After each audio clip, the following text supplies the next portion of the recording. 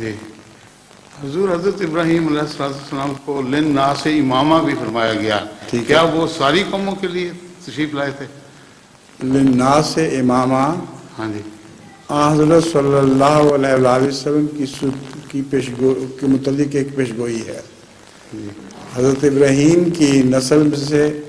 سب سے اہم وجود جو پیدا ہونا تھا وہ حضرت رسول اللہ صلی اللہ علیہ وسلم پیدا ہونا تھا، اور آپ کی وساطت سے حضرت ابراہیم نے بھی امام بننا تھا، اور بغیر اس وساطت کے بھی کئی پہلو سے آپ کو امام الناس کا کہا جا سکتا ہے، کیونکہ یہودی اس وقت بہت بڑا غلبہ رکھتے ہیں، اور یہودی بھی آپ ہی کی اولاد میں سے ہیں، نسل میں سے ہیں، اور عیسائی اس وقت بہت بڑا غلبہ رکھتے ہیں، اور دونوں حضرت ابراہیم کی طرف منسوب ہوتے اور حضرت ابراہیم کے متعلق آپس میں جھگڑے کرتے ہیں، کوئی کہتا ہے یہودی تھے، کوئی کہتا ہے عیسائی تھے۔ تو اس سے پتہ چلتا ہے کہ اس وقت جو دنیا میں جو غلبہ ہے جن الناس کا، وہ ابراہیم ہی کی اولاد ہے،